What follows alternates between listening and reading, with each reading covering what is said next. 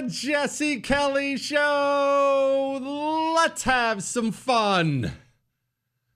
On a Friday. Oh my goodness, we did it. We made it to the end of the week. Yeah! Put a smile on your beautiful face or ugly face. I mean, I can't see you right now. And just sit back and enjoy 3 hours of greatness tonight. We're going to talk about these judges throwing roadblocks in front of Trump. By the way, these are all your questions. All 3 hours, as always, belong to you on the Jesse Kelly Show on Friday. So you have questions about these judges.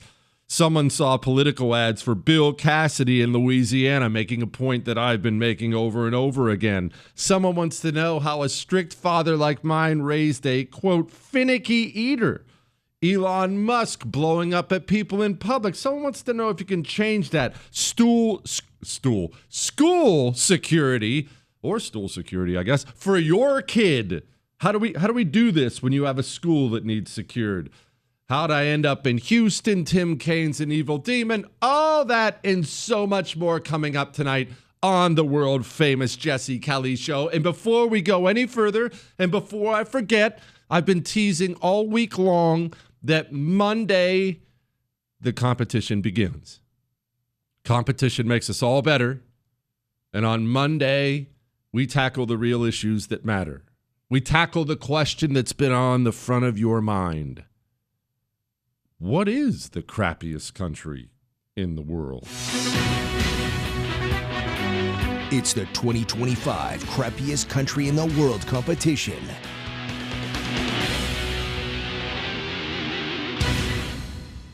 The full bracket, if you would like to see it, is complete. It is up on the show's Twitter account or X account, whatever you call it, at Jesse Kelly Show. And I have neglected to mention this, just in case you think we're just being mean here. We're not being mean. At the end of this amazing tournament, the tournament of tournaments, we, the Jesse Kelly Show family, are going to be putting together a special gift for the winner. How about that? Don't think it's all negative. We're going to be doing something good for other people. Stand by for that. Let's dig into your questions. Jesse, it won't be long. The subject is relentless judges. It won't be long before they sue Donald Trump for getting out of the wrong side of the bed in the name of a just, merciful God. Please stop this in the name of a just, merciful God. Can we put these pathetic political lawsuits to rest? Okay, so I wanted to address this because I know you're probably wearing down on the judges stopping this and the judges stopping that and the judges ruling against Trump this. And that's understandable, but it's not as bad as you think. And it's getting better. So let me explain this in the most basic terms. And I'm not dumbing this down for you. I'm dumbing this down because I'm dumb. So I had to reach out to all kinds of legal experts, and I've talked to so many of them to make sure I'm presenting this accurately. So here's what it is. Okay? There are different ways for a lower court judge to stop the president. For a lower court to stop the president, all right? There are different ways. I'll just leave it that way. There are different ways. The Supreme Court, in light of what they were doing immediately after Trump got elected, you remember, I mean, the judges are making these absurd rulings. Hey, bring back this illegal and things like that. They kept making these over-the-top absurd rulings. So the Supreme Court stepped up and stepped in. Kind of. Meaning, let's say there were 100 of these bad rulings from lower court judges. What the Supreme Court essentially did was stop 50 of them. It's two different types. They stopped some of them. They did not stop all. We have fewer of these than we had before because the Supreme Court already stepped in and ruled somewhat that you can't keep doing this. Now, here's what happens, and we get confused. I do too. I'm not pointing fingers. We get confused because of headlines and social media posts. You wake up in the morning, you roll over, you grab your phone. I know you do, don't lie. And you start looking at the news of the day. What are the headlines? Was there some controversy? What's going on in the world? And you'll see something on Facebook. You'll see something on a news site you go to, something on Twitter. You'll see something to the effect of lower court rules against Trump. Trump not allowed to deport this person. Trump not allowed to. And we don't get past the headlines. And even if we do, the article itself is confusing. What lower court? Is this an actual ruling? Is this an actual? So here's what I'm going to tell you about the courts and the judges. Oh, the Fifth Circuit ruled this. Don't freak out over any headline in a good way or a bad way. Headlines are, look, it's like an advertiser trying to get you in the door. Come on down to Jesse Ford on this Sunday. Get some free nachos. They're just trying to get you in the door. All right? That's what headlines are, getting you in the door. The legal matters are complicated. There will be a ruling by some judge, but it's a ruling that's only temporary. It's 24 hours. It has to go to a different court, and then it gets to that court, and the court makes an initial observation, but that's not an official ruling. And then, but every time they're doing these things, there's a headline: Trump stopped. But then that's not an official thing either, because it has to go to another court. Then it'll get to the Supreme Court, and then the Supreme Court will say, no, we can't rule on this in this way. This has to go back down to the lower courts before we can rule on this, and they'll kick it to a lower court, who might kick it to a lower court, but then it moves up to another court, it moves up to another court. This was all, I chose to answer this question because it is something I have learned over the last 4 or 5 years that has saved my energy. It has saved my my outrage meter a great deal, because we only have so much in the tank, right? Don't ever freak out too much one way or the other on court rulings, judge rulings. Judge, it stops this. Court stops that. It's never as drastically good or drastically bad as the headline makes it out to be. It's just not. It makes for a great headline. It makes for a great thing to click on, but it's never all that. I mean, look, and even ones that are awesome and huge, and like the overturning of Roe versus Wade, the Dobbs decision.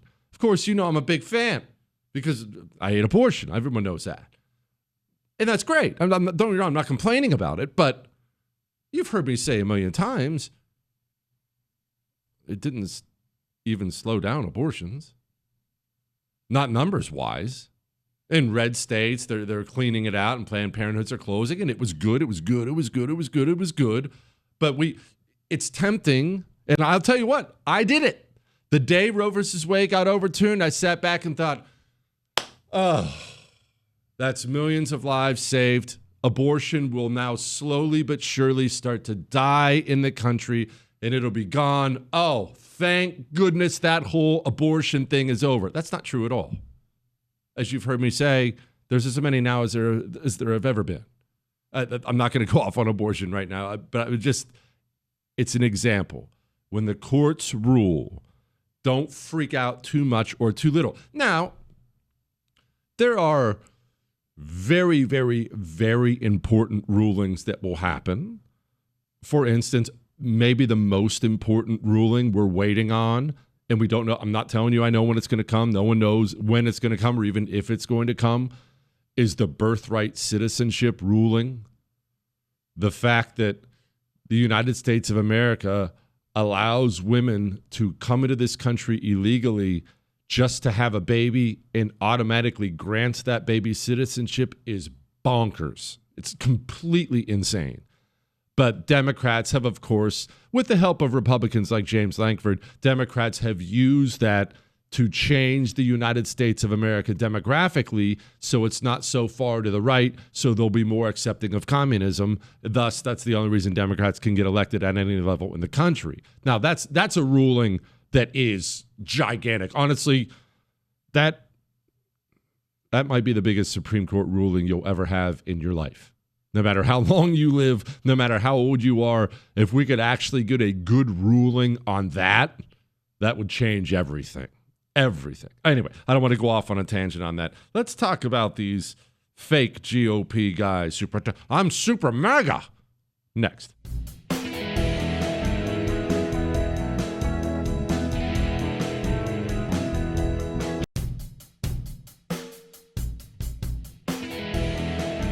It is the Jesse Kelly Show on a wonderful Friday, and Ask Dr. Jesse Friday. I can't get the smile off my face, and I'm just trying not to think about the fact that we have to leave the house at 6:30 a.m. on a Saturday for another kids' sports tournament tomorrow. You know, they tell me I'll miss it when it's gone, but I don't think that's true. I'm kidding. I do enjoy it. Bronco, I'm ashamed I watched the Eagles game last night. But I see a political ad for Bill Cassidy. As you predicted, the whole ad was about the great things he and Trump have done. Put another feather in your cap. Says his name is Ken. Politicians lie. That's not news. It's not news and it's not new. Chris, is that an old line? Did I steal that from somebody? Because if not, I'm totally using that again. You never heard it before? It's mine now. You know what? I just came up with that. I probably didn't, but now I'm claiming it. It's not news and it's not new. Politicians lie. Now, there's a benefit that we have that historically other peoples have not had. Now, it's a two-way street. It can be great and it can be terrible, but information, access to information. It sounds like access to information is always good, right? Wouldn't it be better to always know more, always be able to access more information? But if that's the case, what explains the fact that people are dumber now about virtually everything? Economics, history, everything. They're dumber than they've ever been when your phone can provide you with the answer to virtually any question you have about anything in life. You have the biggest, greatest library in the history of the world in the palm of your hand, and we're dumber than we've ever been. Access to information should be great. Sometimes it's not. But I don't want to get off on a sidetrack. We have the ability now, if we care enough to do so, to find out what politicians are really about, what they really do, what they really say. I've told you this before, and I know it sounds patronizing or like I'm sucking up, but anyone who listens to the show knows I'm a jerk who wouldn't do that anyway. You don't understand how much more informed you are about the players, about the game, than normal people because you care. And that's what gets me to my point about Bill Cassidy and John Cornyn and Mike Rounds and all these GOP turds who screw us over all the time. The truth about these people, about Lindsey Graham, and all the truth about these people is available right at your fingertips. Right? Honestly, that's not even being over the top about it. It's in your fingertips. In your fingertips. You have the ability, if you care enough to do so, to access all the information about what Bill Cassidy's really about. You could go look at his political donations. Did you know that? It's not just Jewish producer Chris who has special access to that. That's public information. Anybody can go on the FEC website and go look at all the political donations of your congressman, your senator. Do you know how much they receive from this? Do you know? Everybody has access to this information. The problem is laziness and stupidity. Laziness and stupidity. And this actually comes back to what we were talking about in the opening of the show. With access to endless information, we are still headline consumers. And I have to fight against this myself. I'm not above it, believe me. We are headline consumers. We read a flashy headline and we think we got actual information from it. Or, even worse, we trust the wrong person in this business, and now we just took a lie, hook, line, and sinker. There was actually a little hubbub about this yesterday on social media. I won't bore you with the details, but long story short, these huge people with large platforms, all within the span of a couple hours, put out the exact same pro-India message. Not that there's anything wrong with being pro-India, but there were, a little sentence here, a little sentence there, but it was obvious they all had been given talking points. They had all been paid, and they all put out the exact same message. And we're probably talking, I didn't add it up, 10, 20 million followers between these people. Now do the math on that. 20 million people were just browbeaten with the exact same message that's paid for propaganda. But you read the message, you read it on Facebook, you read it on Twitter, you read it wherever you consume your news. And well, I follow this guy, and a lot of people follow this guy. If he's saying it, it must be true. And then lies get spread, and everybody who believes it is dumb, and everybody who spreads it, everyone they spread it to is dumb. Meaning you're dumber having consumed the lie that was paid for propaganda.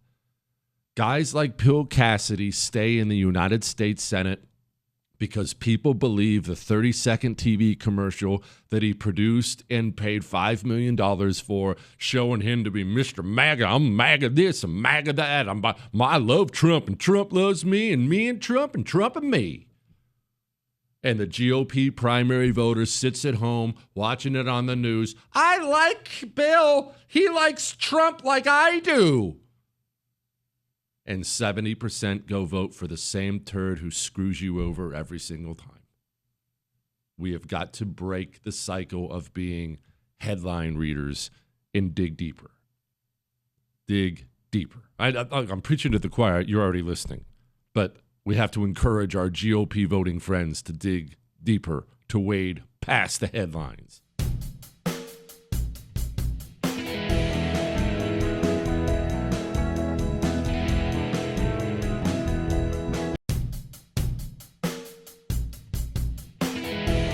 It is the Jesse Kelly Show on a Friday, a fantastic Ask Dr. Jesse Friday. Remember, you can still email us. We are live here on a Friday night or a Saturday morning, depending on how you're listening.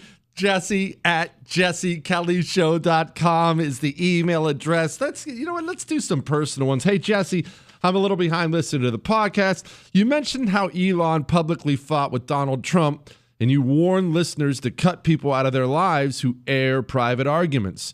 My question is, what if I've been that person? I did that once to someone and have since regretted it.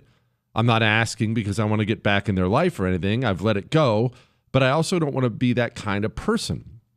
Does one mistake mean you're always a crazy person who can't be trusted or will always resort to publicly airing out private business? I'm genuinely trying to better myself. I want to know your thoughts on whether it's possible to truly change and grow from a mistake like that. His name's Samuel. Samuel, people screw up. Everybody screws up. I don't sit around dwelling on all the things that I've screwed up in my life. And you know why I don't? Because it would be the most depressing thing in the world. I am 44 years old, and I have done more horrible crap. And I don't want to say, I was about to say mistakes. I've made more mistakes. But honestly, I meant to do a lot of them. I don't think it's right to call them a mistake. I knew that was bad. I knew that was wrong, and I did it anyway. And you know, that's everybody. Every single person has a lifetime of that crap that you can, if you let it, it can weigh you down forever. Of course you can change. Of course you can change. Look, you felt bad about it. You screwed up. Never do it again. Never, ever, ever do it again. And that's it. Move on with your life. Don't sit and beat yourself to death over something you did one time. Of course you could. You've probably, that you're even asking the question means you already changed. Jesse, how in the world did your dad raise such a finicky eater? His name's Chuck. So this is something that people debate this all the time, nature versus nurture, and it'll always be a debate. Human beings forming good human beings, trying to raise good children, raise good human beings. What's the formula? And is there a formula? There's some mixture, I think everybody would admit. You can't take a child when they're born and, throw them out in the wilderness and have them raise up and know anything about manners or things like that. So that doesn't work either.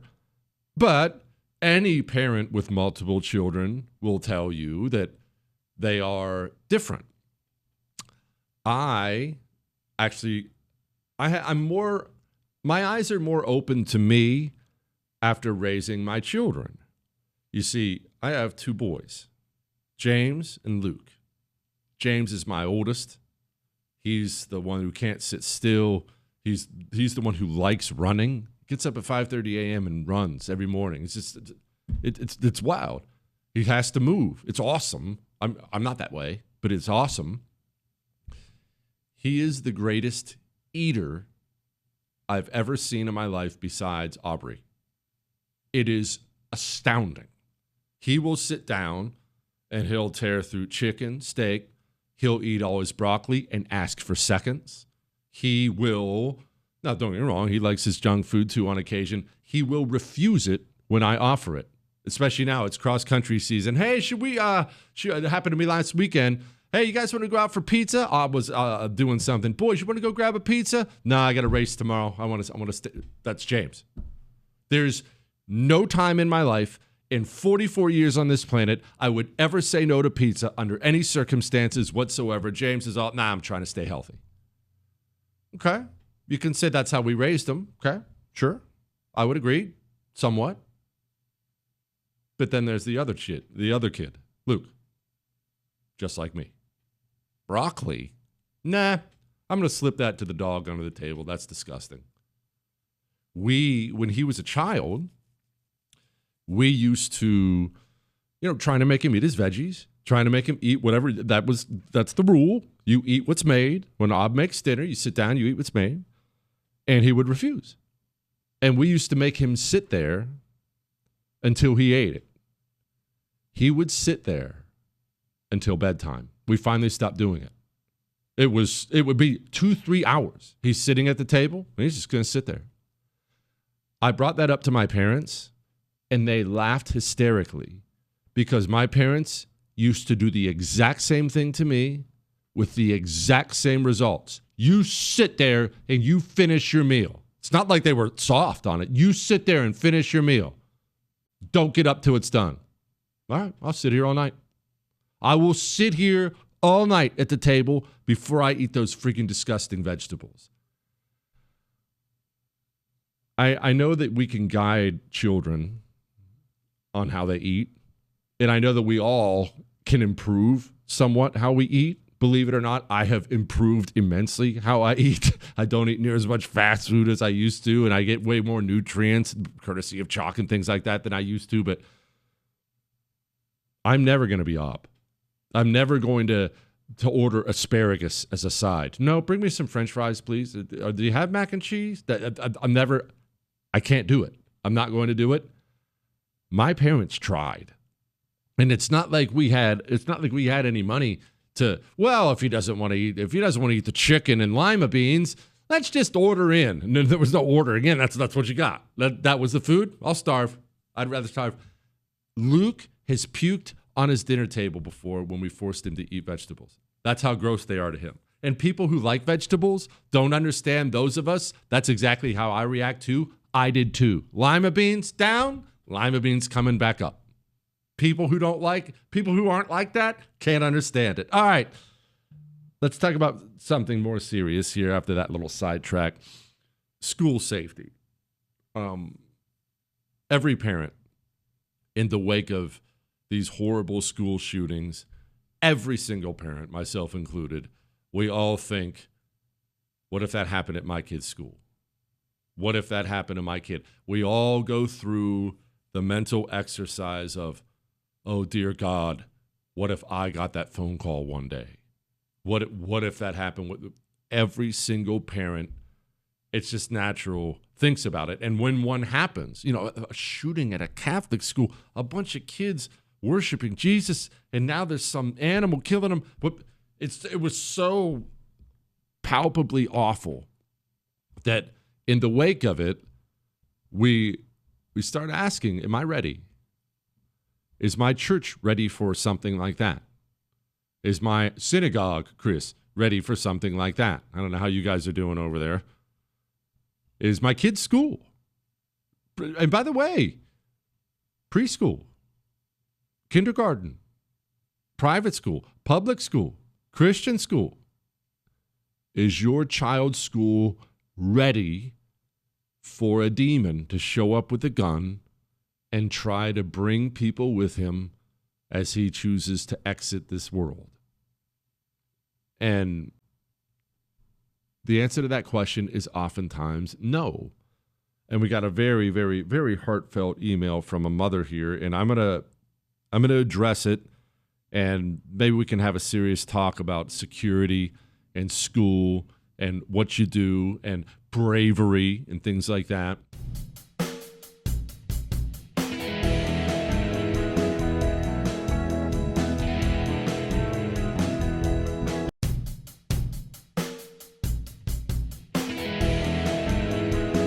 Why are you bringing this up?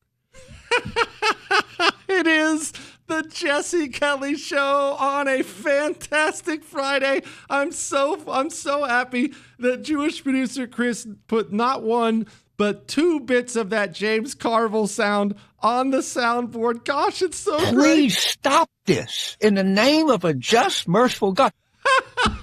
All right, let's get to the email. Focus. We're going to talk about security and bravery.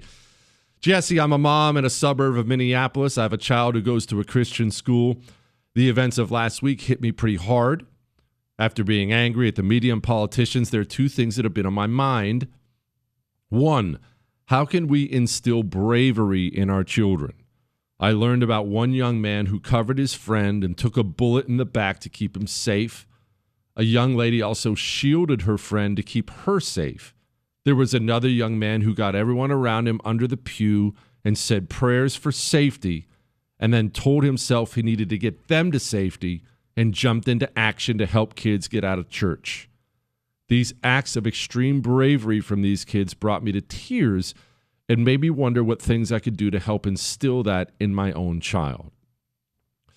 Let's address this first, because this is something you've heard me talk about before on the show. Oftentimes it comes after Medal of Honor Monday, when we sit here together and we learn about some hero who does something absurdly brave, and we say, how do I make my sons like that? I want that for my sons. I want them to be like that. We talked about it, those 2 Navy SEALs who gave their lives. They were boarding a ship. One of them, apparently the water was very, very bad, very stormy. The ocean was a death trap. And one goes into the water, and the other one, without hesitation, dives into hell to save his buddy. They both died, but what bravery. Oh, my buddy's in there. I'm going in. How do you do that? More specifically, how do you raise that? And I don't have the answer to that question. I want the answer to that question, but my boys are 14 and 16, and by the grace of God, they've never been in that kind of situation. I will say that you want them to have that. Probably goes a long way. I have pointed out before, you know how much time I spend on Medal of Honor stuff, and we read that stuff and we dig into it, and oftentimes I read into the background of it, and I'm always reading books and things. It is crazy how often these Medal of Honor, Distinguished Service Cross, these guys who earn these medals for valor, ridiculous valor to do brave things, crazy how often dad was that guy. My dad was in World War II. My dad's been a cop for 30 years. My dad did that. My dad did that. My dad did this. And moms too, of course. But these guys grow up and they learn from mom and dad that bravery is a good thing. And look, I'll tell you this. I've taught my sons. I've asked them before, hey, God forbid there's a shooter comes into your school. What are you going to do? You're going to look out for yourself. You're going to look out for others. If you have to sacrifice yourself to save somebody, will you? And you can see their little minds churning, right? And I try as best I can to get it through to them. You are supposed to look out for others as a man. I don't care that you're 14 or 16. In that situation, you're the man. Are you going to look out for others? I don't know that that's effective. You can see their minds working. Talk to them about it. Maybe just talk to them about it. Now, finally, for the other part. Jesse, how can I push the school my child attends to be more vigilant about security? I've been providing feedback on my concerns, but they seem to think with locked doors and intruder drills, everyone can be okay. What can we do as parents and the community to push for increased safety for our children? If your school has nothing but locked doors, if your school does not have some form of armed guard, and by the way, this goes for your church, your synagogue, your wherever, there are demons in our midst. And let's have an honest conversation about the tranny stuff. I'm not trying to be mean here.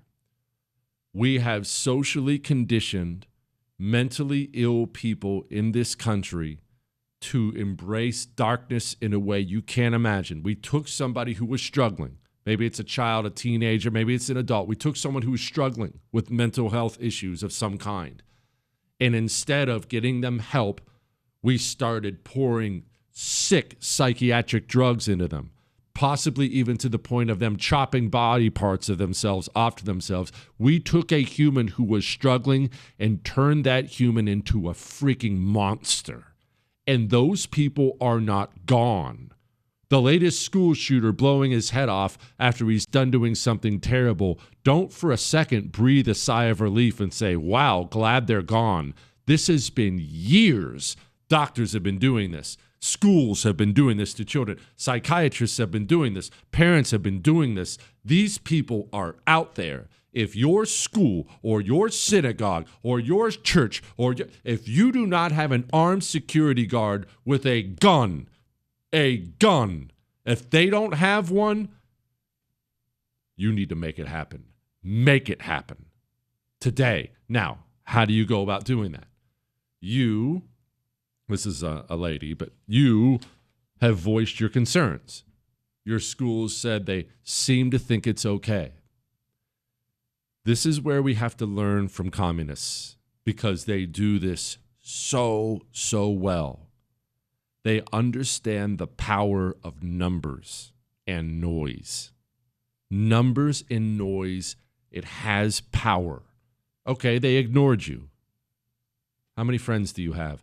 How many mothers who have children in that school, and fathers, how many mothers and fathers are interested in additional security? Probably a lot. Have you texted them? Have you talked to them? You need to organize clearly you aren't enough, but that's fine. Get a group. The next time you show up at school, not you, 10 of you, 20 of you, how many times do you think the principal or administrator of that school has had 10 angry parents in his office? Let me spoil it. Never. It's never happened. He's a human being. She's a human being. That happens, they start taking things seriously. No, we need an appointment. We need an appointment. We have something we need to discuss. Not just you, a group of you. No, you fix this. That's my kid. You fix it. And the same thing with your church. Don't let your naive pastor, I'm sure we're fine. Jesus is it. No. Jesus and firearms. You need them both. Where are they? Get it done. And Chris, definitely you people. Everyone's always trying to kill you people. Get it done.